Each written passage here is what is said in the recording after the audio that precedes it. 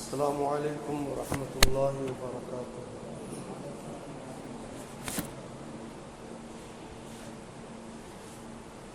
الحمد لولیہ والصلاة علی نبیہ وعلی آلہ واصحابہ المتأدبین بآدابہ، اما بعد فاعوذ باللہ من الشیطان الرجیم، بسم اللہ الرحمن الرحیم۔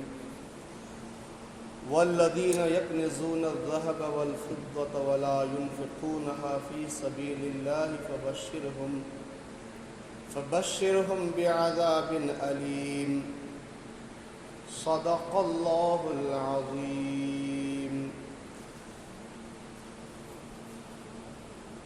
آئیے ہم آپ سب مل کر اپنے اور ساری کائنات کے مرکز عقیدت ہم سب کے آقا مولا حضور تاجدار مدینہ جناب احمد مجتبیٰ محمد مصطفیٰ ارواحنا فداہ صلی اللہ تعالی علیہ وسلم کی بارگاہ بقدس پناہ میں انتہائی خلوص و محبت و عقیدت و احترام کے ساتھ درود و سلام کا ہدیہ پیش کر لیں۔ اللہم صلی علی سیدنا حبیبنا شفیعنا مولانا محمد وعلی آل سیدنا مولانا محمد بارک وسلم، صلاۃ و سلام علیک یا رسول اللہ صلی اللہ تعالی علیہ وسلم۔ زکوٰۃ اسلام کا ایک اہم فریضہ ہے، اور یہ ان چیزوں میں سے ہے جن پر اسلام کی بنیاد قائم ہے۔ ایک حدیث پاک میں ہے جو حضرت سیدنا عبداللہ بن عمر رضی اللہ عنہما سے مروی ہے کہ رسول اللہ صلی اللہ علیہ وسلم نے ارشاد فرمایا کہ اسلام کی بنیاد 5 چیزوں پر ہے۔ اس بات کی گواہی دینا کہ اللہ کے سوا کوئی معبود نہیں اور محمد مصطفیٰ صلی اللہ علیہ وسلم اس کے بندے اور اس کے رسول ہیں، نماز قائم کرنا، زکوٰۃ ادا کرنا،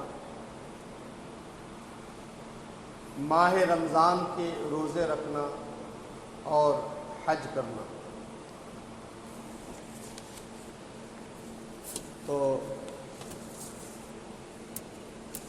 معلوم ہوا اس حدیث پاک سے کہ زکوٰۃ اسلام کی ایک بنیادی رکن ہے،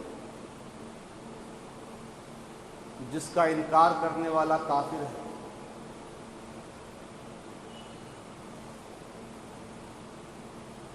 صاحب نصاب آدمی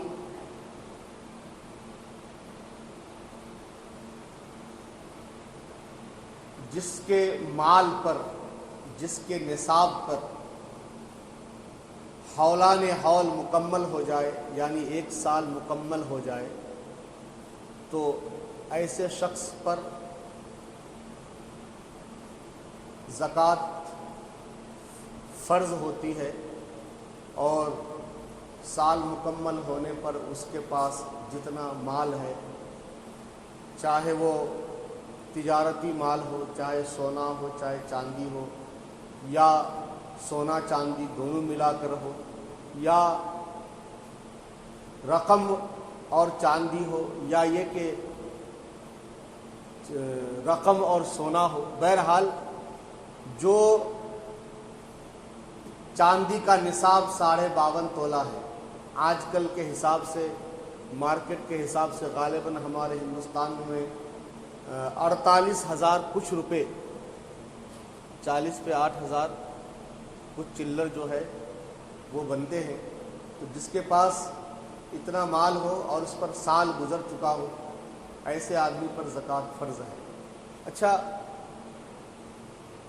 کسی کے پاس 7.5 تولہ سونا نہیں ہوتا، اور کبھی کبھی ایسا بھی ہوتا ہے کہ کسی کے پاس 52.5 تولہ چاندی نہیں ہوتی، تو چاندی اور سونا دونوں ملا کر کے اگر چاندی کا نصاب پورا ہوتا ہے، مان لیجئے 2 تولہ سونا ہے، تھوڑی سی چاندی ہے، 1-2 تولہ چاندی ہے، اور اس کی قیمت चांदी के निसाब 52.5 तोला चांदी यानी 48,000 48,500 रुपये बन जाते हैं और साल गुजर चुका है तो भी ज़कात फ़र्ज हो जाएगी। या चांदी नहीं है, एक तो 2 तोला सोना है और मान लीजिए 10-15 हज़ार रुपये रकम है और दोनों को मिला करके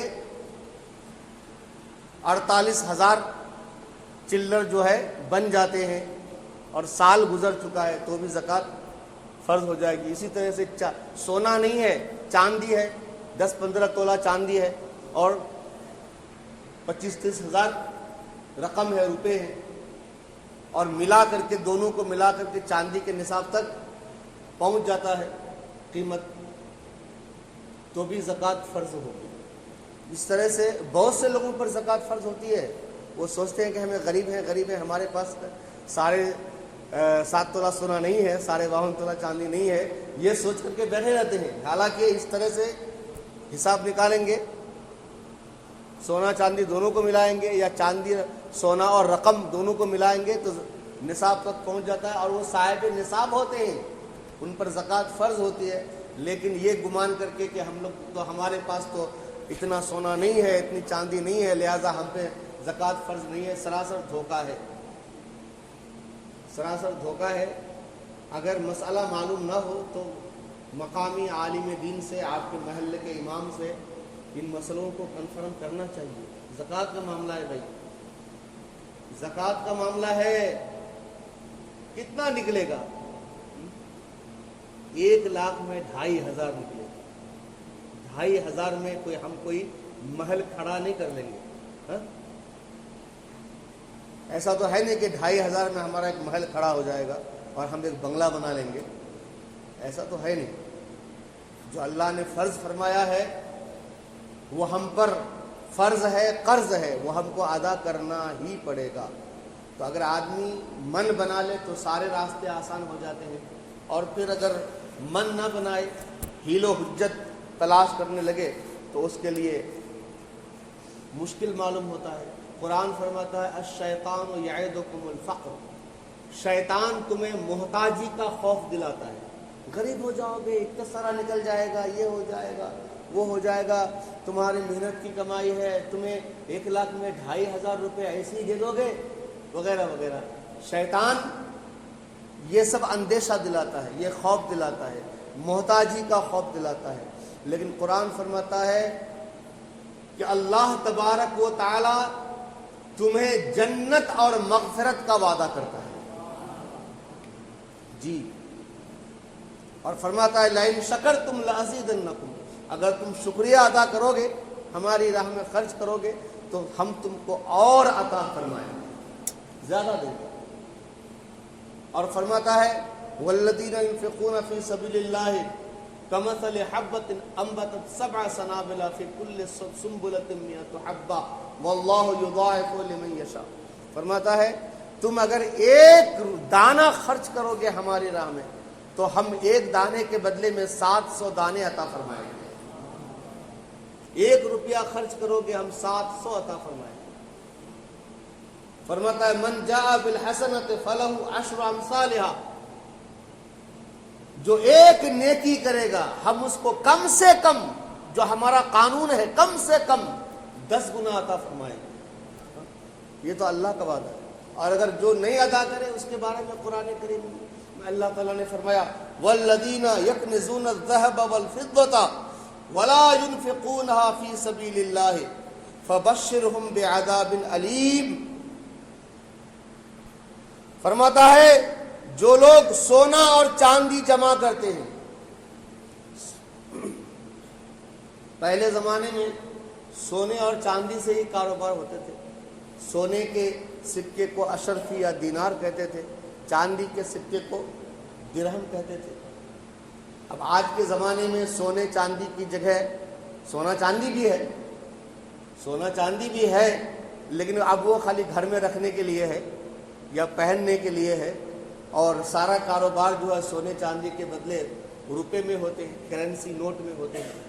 तो ये जो है करेंसी नोट یہ سونے چاندی کی جگہ پہ ہے. تو اب سونا چاندی ہو یا کرنسی نوٹ ہو، فرماتا ہے جو لوگ سونا چاندی جمع کرتے ہیں اور اسے اللہ کی راہ میں خرچ نہیں کرتے، فبشرہم بعذاب علیم، انہیں دردناک عذاب کی خوشخبری دے دو. دردناک عذاب، عذاب تو عذاب ہی ہے، لیکن جو دردناک عذاب ہے وہ سمجھیے کیسا ہوگا. فرماتا ہے یوم یحمى علیہا فی نار جہنم فتکوی بہا جباہہم وجنوبہم وظہورہم، جس دن دوزخ کی آگ میں وہ تپائے جائیں گے. یہ سونا چاندی جو جمع کر کے رکھا تھا دوزخ کی آگ میں تپائے جائیں گے، اور ان سے ان کی پیشانیاں، ان کی کروٹیں اور ان کی پیٹھیں داغی جائیں گی. ھذا ما کنزتم لانفسکم، یہ ہے وہ جو تم نے اپنے لیے جمع کیا تھا. فذوقوا ما کنتم تکنزون، تو اب چکھو مزہ جو تم جمع کرتے تھے، اپنے جمع کیے ہوئے کا مزہ چکھو. اللہ اکبر. اور حدیث پاک میں رسول اللہ صلی اللہ علیہ وسلم ارشاد فرماتے ہیں ما من صاحب ذهب ولا فضة لا يؤدي منها حقها الا اذا كان يوم القيامة صفحت له صفائح من نار فأحمي عليها في نار جهنم فيكوى بها جنبه وجبينه وظهره. حضور فرماتے ہیں جو شخص سونے چاندی کا مالک ہو، روپیہ پیسہ کا مالک ہو، اور اس کا حق ادا نہ کرے، تو جب قیامت کا دن ہوگا اس کے لیے آگ کے پتھر بنائے جائیں گے. تانبے کے پتھر ہوتے ہیں، دیکھے ہوں گے آپ، تانبے کے پتھر، وہ پتلا پتلا ہوتا ہے، اس پہ کچھ لکھا ہوگا بھی جاتا ہے، پتلا موٹا جس قسم کا چاہیں گے مل جاتا ہے. تو فرمایا جا رہا ہے کہ جب قیامت کا دن ہوگا اس کے لیے آگ کے پتھر بنائے جائیں گے، ان پر جہنم کی آگ بھڑکائی جائے گی. پتھر لوہے کے نہیں ہوں گے، آگ ہی کے پتھر ہوں گے، آگ ہی سے ان کو گرم کیا جائے گا. اللہ اکبر اللہ اکبر. پھر کیا کیا جائے گا؟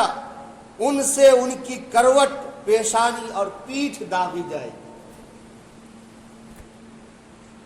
فرماتے ہیں صلی اللہ تعالی وسلم کلما بردت اعیدت له فی یوم کان مقدارہ 50,000 سنہ حتی یقضى بین العباد فیرا سبیلہ اما الی الجنۃ و اما الی النار. جب وہ پتھر ٹھنڈے ہونے پر آئیں گے پھر ویسے ہی گرم کیے جائیں گے، پھر دوبارہ دوزخ کی آگ میں گرم کیے جائیں گے.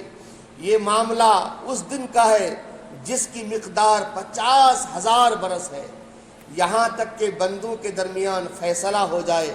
اب وہ اپنی راہ دیکھے گا، چاہے جنت کی طرف جائے گا یا دوزخ کی طرف جائے گا. اللہ، یہ روپیہ پیسہ کا انجام ہے. ہر روپیہ پیسہ کا نہیں ہے، اس روپے پیسے کا انجام ہے جس کی زکوٰۃ ادا نہ کی گئی ہے، جس کا حق ادا نہ کیا گیا. اور ایسا آدمی جس نے اپنے مال کی زکوٰۃ ادا نہیں کی اور اب مال کا حق ادا نہیں کیا، بڑا افسوس کرے گا مرتے وقت. مرنے کے بعد تو افسوس ہوگا ہی، مرتے وقت سے ہی افسوس ہونا شروع ہو جائے گا.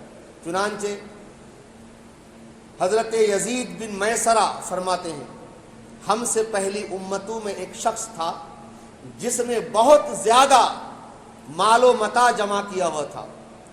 اس کی اولاد بھی کافی تھی، طرح طرح کی نعمتیں اسے میسر تھیں. کثیر مال ہونے کے باوجود وہ انتہائی کنجوس تھا. اللہ نے مال بہت دیا تھا، مال و اولاد بہت، لیکن انتہائی درجے کا کنجوس. اللہ کی راہ میں کچھ بھی خرچ نہیں کرتا تھا. کچھ لوگ ہوتے ہیں چمڑی جائے تو جائے، دمڑی نہ جائے، ایسے لوگ ہوتے ہیں. کچھ ہوتے ہیں مال جائے تو جائے، جان بچ جائے۔ بہت سے ایسے لوگوں کو دیکھا جاتا ہے کہ والد صاحب بیمار ہیں تو ساری دنیا کے ڈاکٹر اور ہاسپٹلوں کا چکر لگاتے ہیں، چاہے کتنا بھی پیسہ خرچ ہو جائے، لیکن اپنے بیمار باپ کا علاج کراتے ہیں، بیمار ماں کا علاج کراتے ہیں۔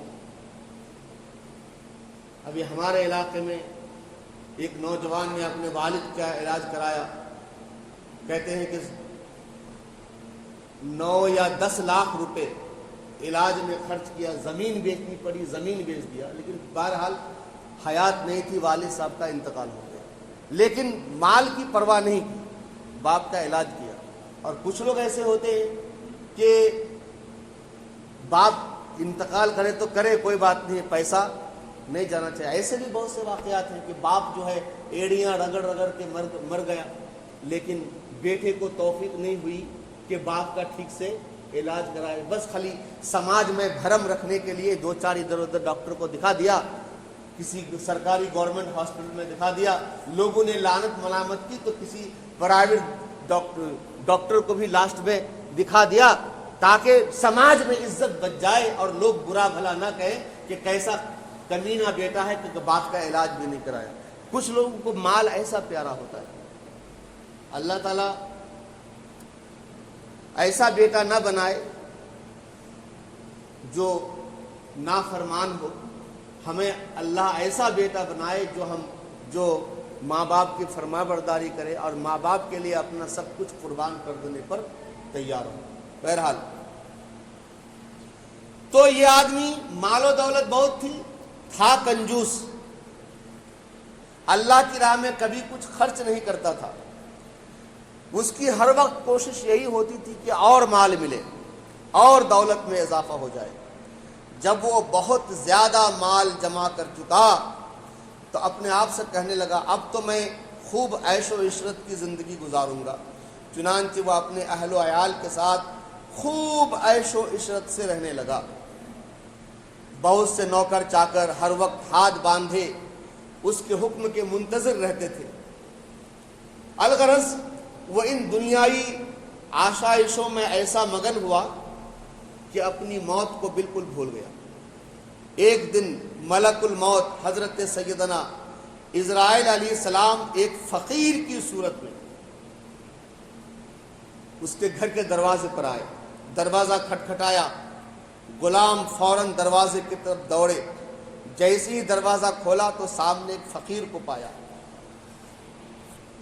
غلام نے پوچھا یہاں کس لیے آئے ہو؟ ملک الموت علیہ السلام نے جواب دیا جاؤ اپنے مالک کو باہر بھیجو، مجھے اسی سے کام ہے۔ خادموں نے جھوٹ بولتے ہوئے کہا وہ تو تیرے ہی جیسے کسی فقیر کی مدد کرنے باہر گئے ہیں۔ خادموں نے جب یہ کہا تو حضرت ملک الموت علیہ السلام وہاں سے چلے گئے۔ کچھ دیر بعد دوبارہ آئے اور دروازہ کھٹکھٹایا، غلام باہر آئے تو ان سے کہا جاؤ اور اپنے آقا سے کہو کہ میں ملک الموت ہوں۔ اب تو یہ غلام جو ہے ہانپتا کانپتا اس مالدار شخص کے پاس گیا، بات بتائی۔ اب یہ مالدار شخص جو ہے بہت خوفزدہ ہو گیا، گھبرا گیا۔ اس نے کہا غلام اس کے جاؤ اور ان سے بہت نرمی سے گفتگو کرو۔ خادم باہر آئے، حضرت ملک الموت علیہ السلام سے کہنے لگے آپ ہمارے آقا کے بدلے کسی اور کی روح قبض کر لیں اور اسے چھوڑ دیں، اللہ آپ کو برکت عطا فرمائے۔ ملک الموت علیہ السلام نے فرمایا ایسا ہرگز نہیں ہو سکتا۔ پھر ملک الموت علیہ السلام اندر تشریف لے گئے، اس مالدار شخص سے کہا تجھے جو وصیت کرنی ہے کر لے، میں تیری روح قبض کیے بغیر یہاں سے نہیں جاؤں گا۔ یہ سن کر سب گھر والے چیخ اٹھے، رونا دھونا شروع کر دیا۔ اس شخص نے اپنے گھر والوں اور غلاموں سے کہا سونے چاندی سے بھرے ہوئے صندوق اور تابوت کھول دو اور میری تمام دولت میرے سامنے لے آؤ۔ حکم کی تعمیل ہوئی، سارا خزانہ اس کے قدموں کے پاس ڈھیر کر دیا گیا۔ وہ شخص سونے چاندی کے ڈھیر کے پاس آیا اور کہنے لگا اے ذلیل اور بدترین مال، تجھ پر لعنت ہو، تو نے ہی مجھے پروردگار سے غافل رکھا، تو نے ہی مجھے آخرت کی تیاری سے روکے رکھا۔ جب مال کو اس نے کہا، سارا الزام مال پہ ڈال دیا، تو مال کہنے لگا تو مجھے ملامت نہ کیا کر،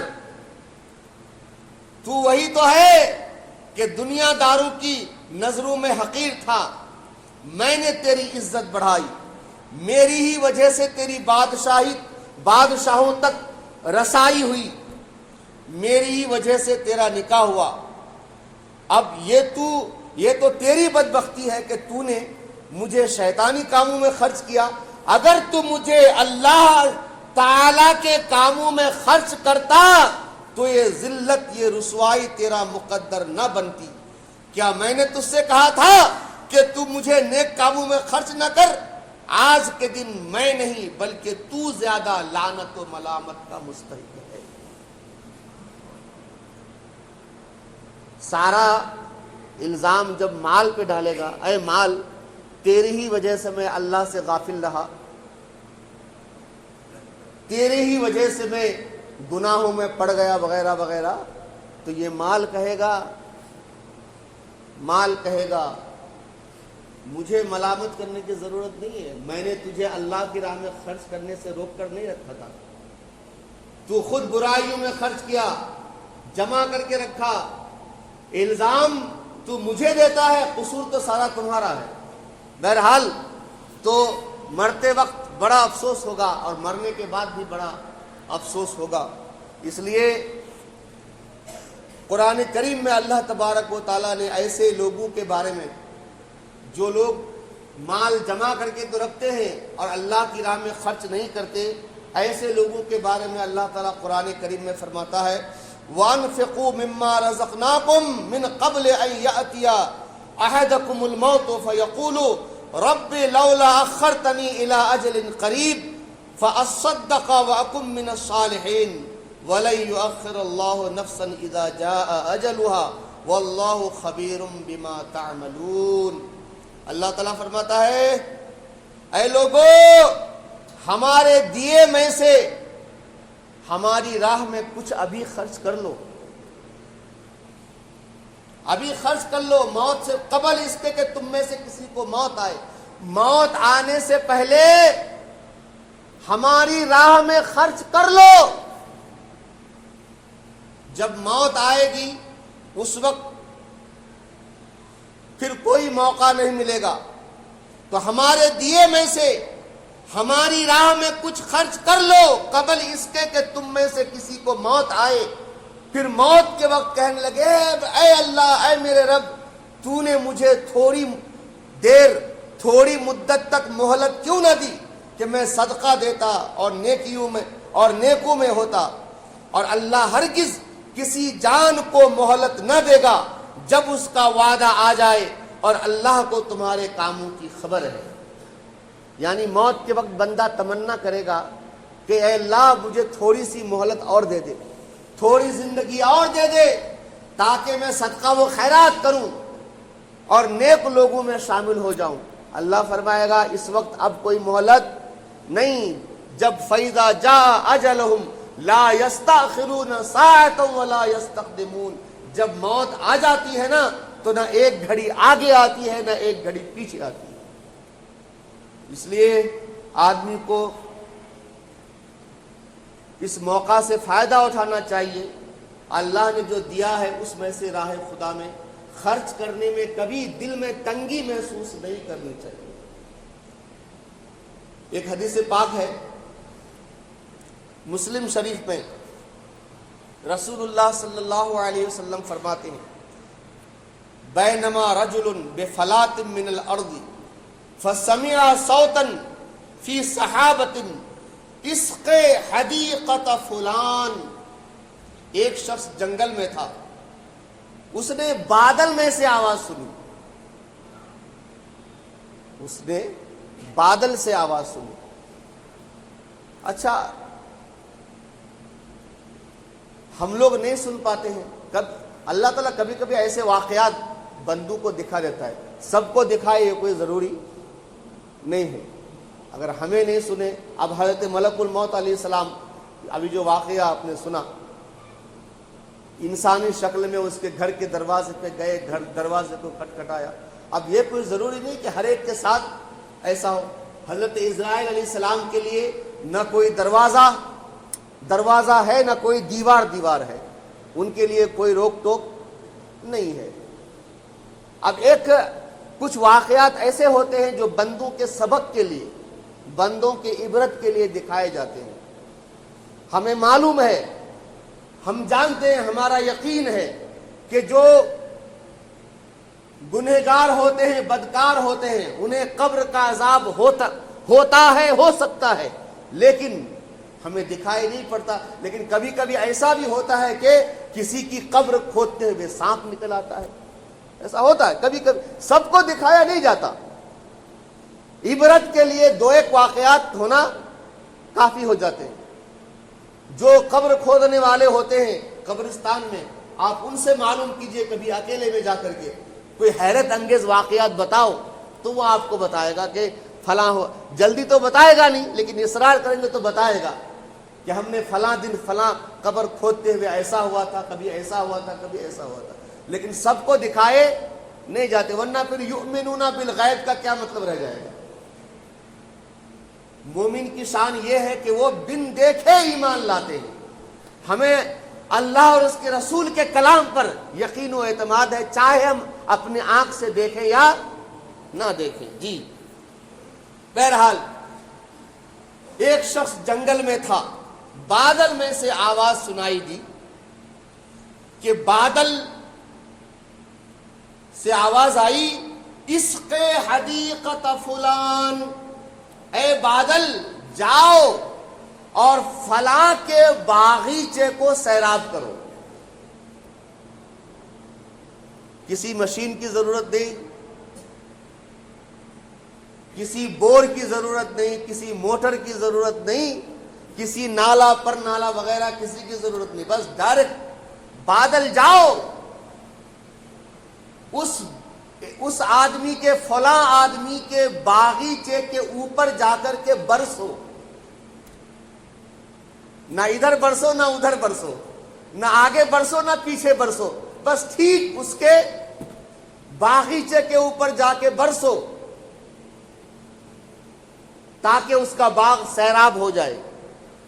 چنانچہ حدیث پاک میں ہے, وہ بادل ایک کنارے کو ہو گیا اور اس نے پانی کو سنگستان پر گرایا اور نالی نے وہ سارا پانی لے لیا.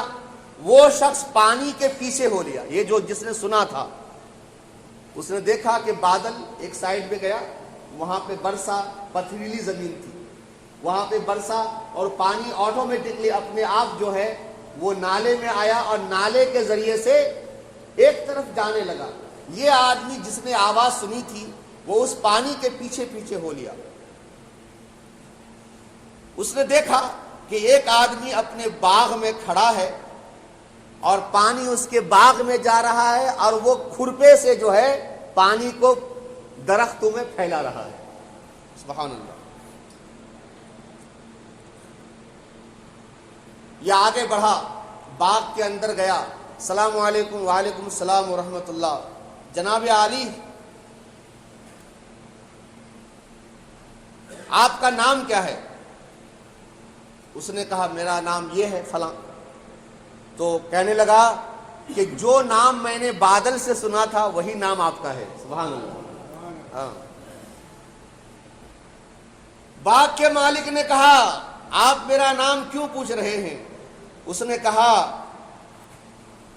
کہ میں نے اس بادل میں سے جس کا یہ پانی ہے ایک آواز سنی, وہ تیرا نام لے کر کے کہتا ہے کہ فلاں کے باغ کو سیراب کر. فما تصنع فیہا, آخر تم کون سی نیکی کرتے ہو جس کی وجہ سے بادل کو حکم ہوتا ہے کہ تمہارے باغ کو سیراب کرے. اللہ اکبر. اس نے جواب دیا میں کرتا یہ ہوں اور تو کچھ نہیں کرتا, بس کرتا میں یہ ہوں کہ باغ میں جو کچھ پیدا ہوتا ہے, پیداوار ہوتی ہے, میں اس کے 3 حصے کرتا ہوں. 3 حصے کرتا ہوں، فَأَتَصَدَّقُ بِثُلُثِهِ، 1/3 حصہ کو راہ خدا میں صدقہ کرتا ہوں۔ اچھا، وہ آکلو انا وہ عیالی ثلثاً، اور 1/3 کو میں اور میرے بچے کھاتے پیتے ہیں۔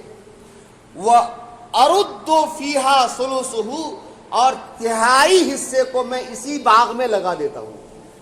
3 حصے کرتا ہوں، 1 حصے کو راہ خدا میں صدقہ کرتا ہوں، دوسرے حصے کو اپنے اور اپنے اہل و عیال کے کھانے پینے کے لیے رکھتا ہوں، اور تیسرے حصے سے پھر اسی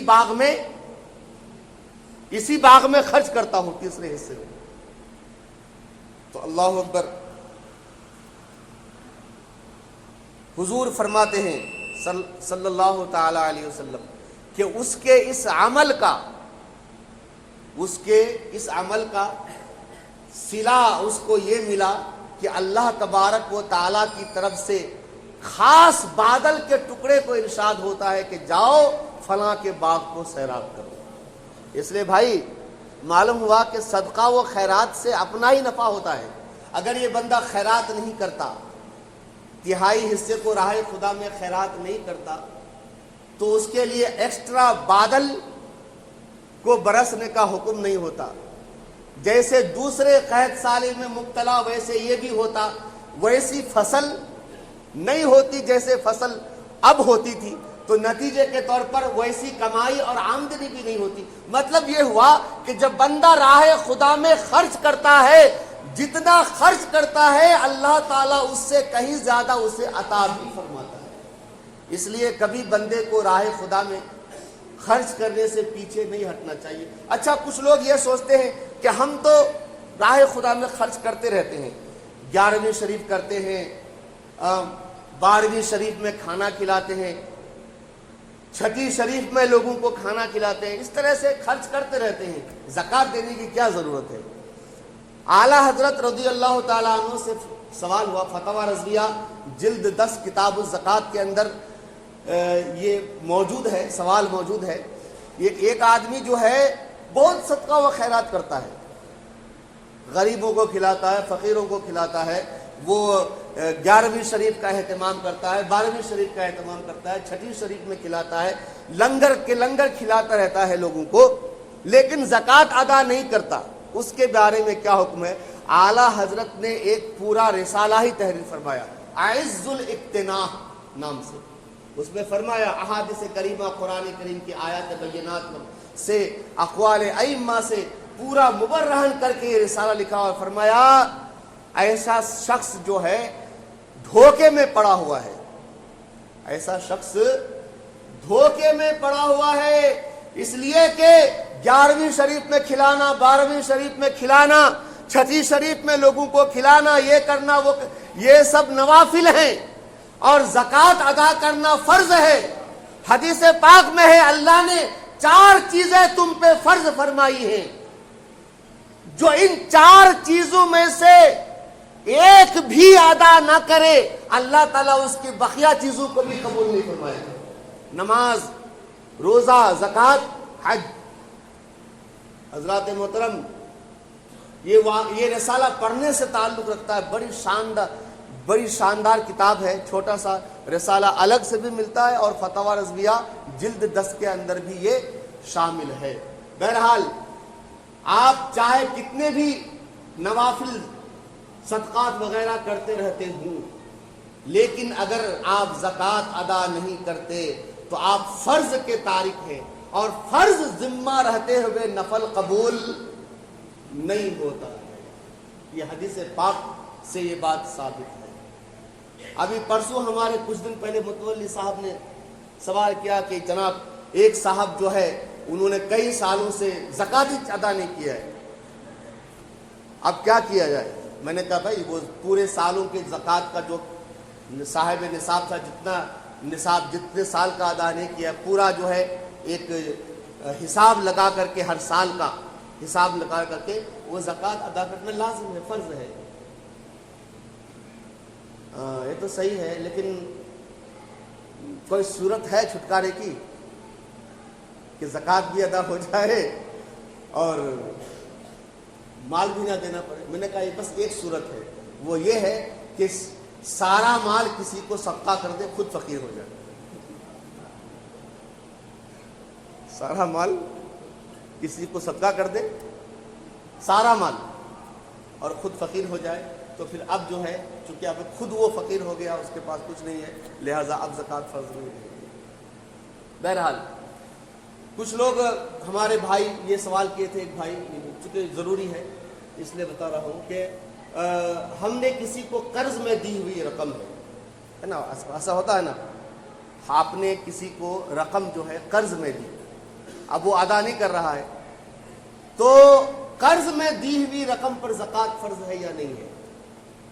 تو جناب عالی, قرض میں جو رقم آپ نے دی ہے زکوٰۃ میں, اس پر بھی زکوٰۃ فرض ہے. زکوٰۃ اس پر بھی فرض ہے آپ کے ذمے. جس نے قرض لیا ہے اس کے ذمے نہیں, آپ کے ذمے زکوٰۃ فرض ہے. البتہ ادائیگی اس وقت لازم ہوگی جب آپ کو وہ رقم مل جائے. جب آپ کو وہ رقم مل جائے, وصول ہو جائے, تو ادائیگی لازم ہوگی. لیکن زکوٰۃ تو بہرحال ہر سال اس رقم پر اگر نصاب تک پہنچتی ہے تو فرض ہوتی رہے گی. اب ایک صاحب نے سوال کیا, انہوں نے سوال کیا کہ پھر تو حضرت اس طرح مان لیجیے ہم نے 50,000 روپے کسی کو قرض دیا تھا, اب 3 سال کے بعد وہ ملا, اب 3 سال کی زکوٰۃ ہم پہ فرض تھی, اب جب ہم نکالیں گے تو 12,500 7,500 تو ہمارے ایسے نکل گئے. تو اس کا جواب یہ ہے کہ چونکہ زکوٰۃ ہر سال فرض ہے, اس رقم پر زکوٰۃ فرض تھی, تو فقہاء کرام نے تو یہ بھی فرمایا تھا نا کہ بہتر یہ ہے کہ آپ ہر سال وہ زکوٰۃ نکالتے رہو, ہر سال وہ زکوٰۃ نکالتے رہو. اب آپ ابھی ایک ساتھ نکال رہے ہیں تو آپ کو 7,500 روپے ایک ساتھ لگتا ہے 50,000 میں, لیکن اگر آپ ہر سال نکالتے رہتے تو 1,250 آپ کو اتنا بھاری, 1,250 ہوتا ہے کیا, 2,500, 50,000 کا 1,250 ہوتا ہے, 1,250 ہوتا ہے, تو کہتے ہیں کہ 2,500 اور ادھر 1,250 روپے, 3,350 روپے, تو آپ کو 3 سال کے 3,350 روپے بہت لگتے ہیں. تو اگر آپ 1,250 کر کے ہر سال نکالتے رہتے تو آپ کو بھاری ہم نے اپنے آپ کر دیا. اگر ہم ہر سال نکالتے رہتے تو بھاری نہیں ہوتا. بہرحال یہ کچھ زکوٰۃ کے مسائل تھے, زکوٰۃ کی باتیں تھیں. زکوٰۃ اسلام میں فرض ہے بھائی. اگر اللہ نے آپ کو مال دیا ہے اور آپ صاحب نصاب ہیں اور آپ کے مال پر حولان حول ہو چکا ہے تو زکوٰۃ آپ پر فرض ہے, ضرور نکالیے. یقین رکھیے زکوٰۃ نکالنے سے آپ کا مال کم نہیں ہوتا. اگر ہمارے بدن پر میل ہو, نہانے میں اس کو چھڑانے سے ہمارے بدن پر کوئی فرق نہیں پڑتا بلکہ بدن اجلا ہو جاتا ہے نا. اسی طرح سے زکوٰۃ مال کا میل ہے, یہ میل نکالنے سے آپ کے مال میں کمی نہیں ہوگی بلکہ آپ کے مال میں اور چمک دمک اور برکت آ جائے گی. اور میں نے ایک مسئلہ اور بتایا تھا شروع میں کہ صرف سونا چاندی پر ہی زکوٰۃ فرض نہیں ہے, سونا چاندی پر بھی زکوٰۃ ہے, اور آج کے زمانے میں جو رقم ہے وہ سونے چاندی کی جگہ پہ ہے, لہذا رقم پر بھی زکوٰۃ فرض ہے. اور میں نے ایک مسئلہ یہ بھی بتایا کہ اگر کسی کے پاس مان لیجئے 7.5 تولہ سونا نہیں ہے, 52 تولہ چاندی نہیں ہے, لیکن تھوڑا سا سونا اور تھوڑی سی چاندی ہے, جن کو ملانے سے 52 تولہ چاندی کی قیمت جو آج کے حساب سے تقریباً 48.5 40 پہ 8,000 روپے بنتے ہیں, اتنا تک پہنچ جاتا ہے, قیمت اتنی پہنچ جاتی ہے, تو ایسا آدمی بھی صاحب نصاب ہے, اس پر بھی زکوٰۃ فرض ہوگی. اور اگر کسی کے پاس صرف سونا ہے یا صرف چاندی ہے لیکن ساتھ میں کچھ رقم ہے, مان لیجئے 2 تولہ سونا ہے اور 25,000 روپے ہیں, اور دونوں کو ملا کر کے قیمت 48,000 یا اس سے زیادہ ہو جاتے ہیں, تو بھی صاحب نصاب ہے, اس پر بھی زکوٰۃ فرض ہوگی. اسی طرح سے چاندی ہے, مان لیجئے 25-30 تولے چاندی ہے اور 10-12 ہزار رقم ہے, روپے ہے, اور دونوں کو ملا کر کے 48,500 قیمت تک پہنچ جاتی ہے تو بھی صاحب نصاب ہیں اور زکوٰۃ فرض ہے۔ اور یہ بھی یاد رکھیے جو صاحب نصاب بلکہ مالک نصاب ہو وہ زکوٰۃ لے نہیں سکتا۔ آج بہت سے لوگ جھولا اٹھائے گھومتے پھرتے ہیں، گھر میں اچھا خاصا ہے، سننے میں یہ بھی آتا ہے کہ 4-4 5-5 لاکھ روپے میں گھر گرو لیتے ہیں، گھر گرو پہ لے کر کے کرائے پہ دیتے ہیں، گھر گرو پہ لے کر کے کرائے پہ دیے ہوئے ہیں، اوپر سے پھر رمضان شریف میں جھولا اٹھا کر کے بھیک بھی مانگتے ہیں، زکوٰۃ اور فطرہ بھی وصول کرتے ہیں۔ یاد رکھیں ایسے لوگوں کو بھی زکوٰۃ و فطرہ دینا جائز نہیں ہے۔ اگر وہ صاحب نصاب مالک نصاب ہیں اور آپ نے ان کو زکوٰۃ دی تو آپ کی زکوٰۃ ادا نہیں ہوگی۔ جس طرح سے زکوٰۃ دینا فرض ہے اسی طرح سے صحیح جگہ پہ دینا یہ بھی ضروری ہے، یہ بھی فرض ہے، اس کا بھی دھیان رکھیں۔ رب کریم آپ سب کے زکوٰۃ کو اپنی بارگاہ میں قبول فرمائے اور اللہ تعالی ہمیں بھی اس قابل بنائے کہ ہم بھی ہر سال زکوٰۃ ادا کر سکیں۔ ایک خاتون ہے جو ہاسپٹل کی ہیں، 4 لڑکیاں ہیں اور ساری ذمہ داری ان کے اوپر ہے، مدد کی درخواست کرتی ہیں، جو ہو سکے آپ ان کی مدد کریں۔